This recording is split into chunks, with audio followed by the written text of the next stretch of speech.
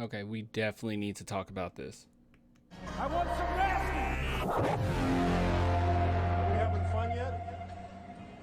All right, guys, we're gonna talk about Bassey because I just want to show him some love because Popovich is praising him, and I got to give some praise too. Now before we do, really quick, if you guys want to support the channel, clanthemerchfan.com. I really do appreciate all the love. This is a brand new one actually, so if you guys want to support, just grab yourself one, man. I really love it. But hey, if this is too much, just get yourself a sticker. Okay, either way, as long as you're supporting, I love you. All right, so, I love you even if you don't support. All right, so let's go ahead and look at this. So Pop is impressed with how quickly Bassey has fit in without having knowledge of Spurs schemes. And this is what Pop has to say. He kind of looks the part, doesn't look like a deer in the headlights or anything like that. He is out there playing. He is aggressive, a good defender, moved the ball well. Now, if you guys know anything about Bassey, I'll be honest, I didn't know a ton, but what I do know is that he was really good in the G League, and it's always hard really evaluating big men when it comes to the G League because it's more predicated for guards. It's a guard showcase, so I don't know how you could really view it. I mean, you can view it as if a big man really shows up in the G League, then that really means that they're good because it's more predicated off guards. But then you can also look at it as if on your team, I don't know, you're just one of the better scorers, that you can just completely take over because people are focused more on the guards. I have no idea. However you want to view it, I don't know. But what I do know is he was impressive in the G League, and now with the San Antonio Spurs, he's impressive as well. Now, I am not finished watching this game, okay, but I needed to go ahead and do this before the game was over. I'm not expecting us to win this. I'll sound like an idiot, you know, saying this, but right now, I don't expect the Spurs to win games like this. Okay, at the end of the day, it's gonna come down to us going against superstars. So I'm not expecting us to win this game. And we missed a lot of big shots in OT, but it was very apparent we didn't have a go-to guy, at least in the late of the fourth quarter.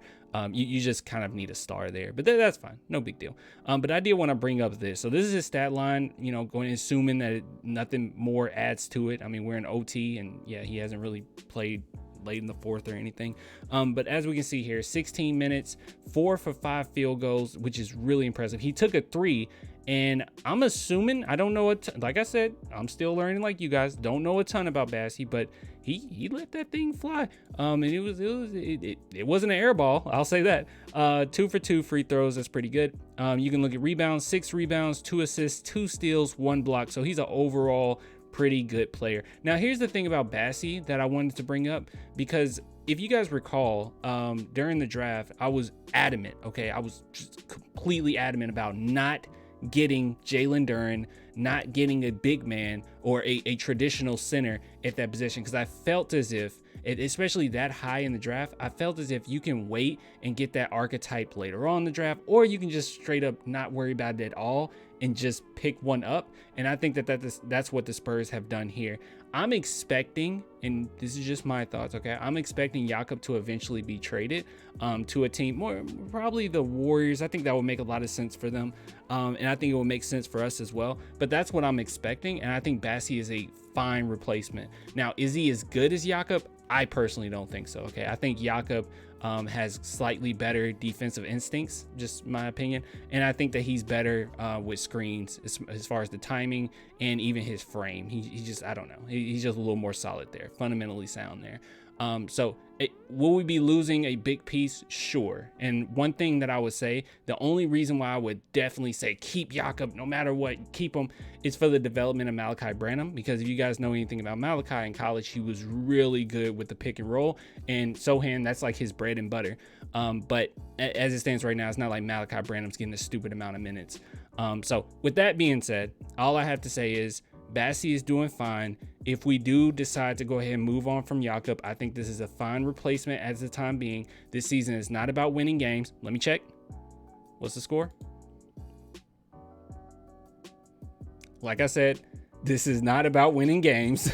It's totally fine if you just sit back and you go ahead and just try to develop these players to the best of your ability. Do not worry about winning. That's not something that I care about right now. And one thing too is, because I think some people don't understand this, they're like, how the heck can you watch the Spurs and want them to lose? Do you want them to turn the ball over? Do you want them to miss shots? No, I want them to play well. I enjoy the games, seeing how much effort they're putting in, and it's really nice to see the type of foundation that we have. But the result is this, and there is no other options.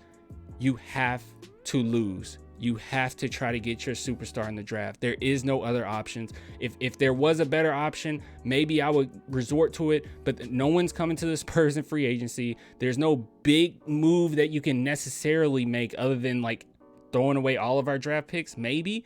There's no move here for you to just go to that next level that wouldn't just leave you mediocre. We don't have the pieces to move where we can make huge moves. The only thing we can do right now is you got Jay Rich, you got Doug McDermott, you got Jakob. You can move these players and get some more picks. But as it stands right now, you have to grow it within the Spurs organization. And this is the only option. Unfortunately, it's the only option, but it's okay. I think that, I mean, this is something that happens to all teams at some point, and we knew that it was coming eventually, and now here's the time. And as it stands, do not fool around. Do not worry about wins. Just worry about development, but games like this is going to happen. One last thing that I want to bring up. I know this is supposed to be about Bassey, but I just want to bring this up. One thing that I've noticed in the last couple games, and you guys might say, shut up, Clan, you don't know what you're talking about. But what I've noticed is that the Spurs are looking a little bit more gassed, and it's the way that they play. And it's the amount of load that we have to put on Keldon Johnson. This past game, or this game that I watched, because I watched it all the way up to this point, a minute left in OT, he looked absolutely gassed. Okay, just really, really tired, putting all that strain on him in particular. So I just want to bring that to you guys' attention. Just want you to know that I've noticed that the Spurs, as the season goes on, I think it's going to get even worse because of the way that we play. We are such tryhards. So don't expect a season where the Spurs are going to win a stupid amount of games or 500. We're going to be worse than we were last season, but that's the goal. You want to lose and you want to develop, and that's what's important. And Bassey, I think that he fits in perfectly with what we're trying to do. He can come in, be that archetype that we're going to need going forward. And let's just be honest, guys like this, San Antonio Spurs fans absolutely love. I mean, I still hear people talking about how they want Deadman back, which I don't understand that. Okay, he wasn't a good like locker room guy, but hey, Spurs fans like that archetype. So this is the archetype going forward. I think that the Spurs could really have an excuse to move some players. Now it's going to be a little tougher with Zach Collins being hurt like 2 to 4 weeks. Insane. But hey, it is what it is. Anyways, I'll get with you guys later. If you want to support the channel, clanthemerchfan.com, link in the description, or become a patron or YouTube member. But yeah, that's in the description too. I'll get with you guys later. Until next time. Bye.